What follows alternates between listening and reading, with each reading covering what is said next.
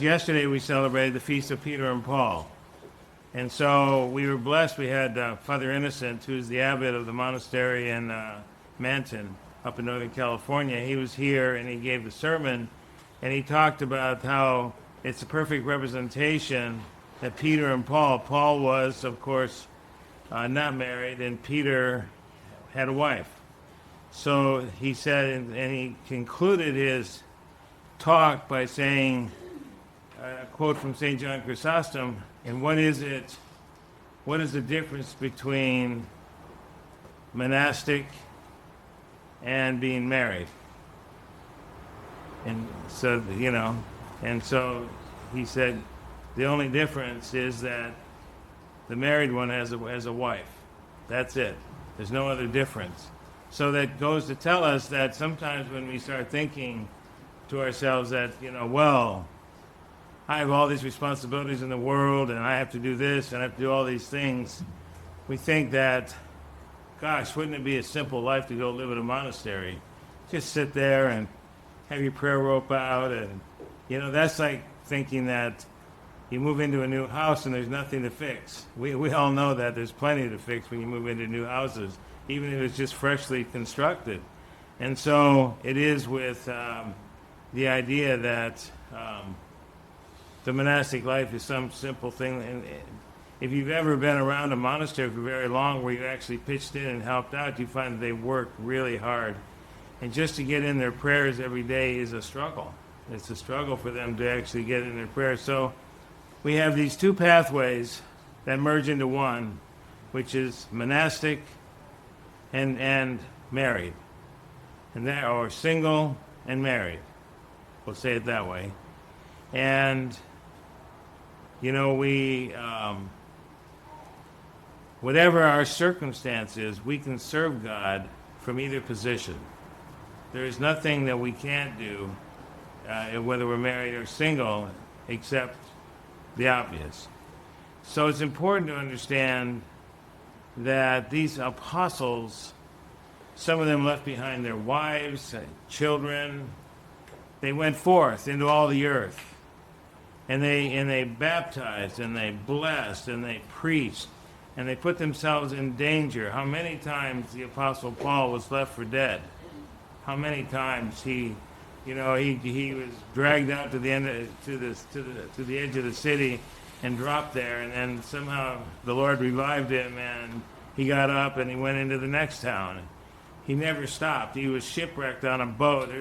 There's no amount of suffering that these men didn't do for the Lord. And not just men. We do celebrate the 12 apostles, but people like Mary Magdalene, who's called equal to the apostles. Saint Nina of Georgia, who evangelized the current country of Georgia. And so men and women, apostles equal to the apostles, and what they all hold in common is that they did not fear for their lives. They did not fear for anything of this world. They were living solely for one purpose, and that was to be not of this world. They took the words that Jesus gave on the cross, and when he said to Pilate as well, and he said to others, he said in other circumstances, my kingdom is not of this world. So we have to understand that his kingdom is not of this world. So the vanity and the pride and the lust and all the various passions that assuage us at times, that come at us at times, they're of this world. In paradise, not a problem. The idea is to get past them in this world so that we can be with Christ forever. Where in paradise, for instance, you don't have to have faith, because you're already in paradise. You don't have to have faith. Here, you have to have faith. Here, you have to believe. Here, you have to stand strong. You have to plant your feet in the ground and say, yes, his kingdom is out of this world, and whatever befalls me, whatever comes my way, glory to Jesus Christ. Glory forever. And so that is the message, Doesn't matter if you're single or married. It doesn't matter if you have a boyfriend, you don't have a boyfriend, a girlfriend, you don't have a girlfriend, because there's nothing that keeps you from simply giving all your heart and soul and mind to serve and to love God with all your heart and soul and mind. So that is the objective for today. And, when we start to think that we're doing really well, for instance, we're just doing great. Things are just going so well. It's like I always say, well, don't pray for humility.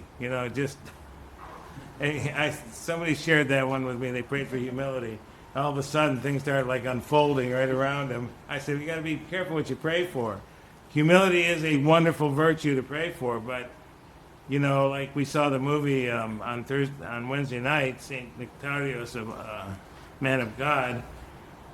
Here he was, a metropolitan, in line to become the patriarch in Egypt,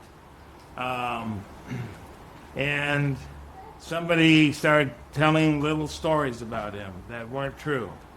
And they went behind his back, and then some of the other higher-ups got jealous of his popularity. And so then they told the patriarch some things, and immediately they shipped him out of there, and he went and was like working in a school. I mean, it was kind of funny to hear this incredible ascetic saint is working in a school, but it plagued him till his last breath. In other words, they never relinquished their feelings of anger and hatred that the authorities had having to do with him. And so, because of that, he was persecuted to his last breath. But on his last breath, he said, I never spoke ill of anyone. That's why I'm where I am, and you're not where you are. So I think that tells us a lot, that we don't have to justify our life, justify our actions, justify the things that we don't do, just simply do the things that we should, the things that worshiping God, loving God with our heart and soul and mind, doing the things that he bids us to do every day of our life, And that means being generous with others, with homeless, with broken individuals. We have to be generous and kind to them. Sometimes people can't help the way they are. They just can't help it. They've fallen into a ditch, and they're just sliding down that ditch further and further. And if we can just even give them but a blessing or a dollar or something to just lift up their heart for that moment. Can't tell you how many times we've given just $1 to these people out here stand on the island that goes onto the 90 freeway, standing there all day long, just standing there. And they're grateful, like we just gave them $100. They're so grateful. They're so thankful. They love the fact that we were so generous to them, and we took a moment just to hand them that and to bless them. So that's it. It doesn't take much, and so that's the kind of stuff. Like, for instance, we just had the commemoration of Saint Olga of Alaska. She was just a regular person. They even say that in the service to her. But yeah, Olga, she was just a regular person. Okay, great. Well, what did she do? Well, she helped women who were in labor. She helped women who got pregnant. She helped men. She helped her husband. She helped a lot of people. She just kept helping. It was like, oh boy, I can do. And she just lived a life. We could call it normal, a normal life in the church, a life that's dedicated to helping and serving and doing for others. And actually, if we do it, then we're going to be more like St. Olga. We're going to be more like her, because that's how she lived her life. She didn't judge, but she just helped. She didn't judge, but she served.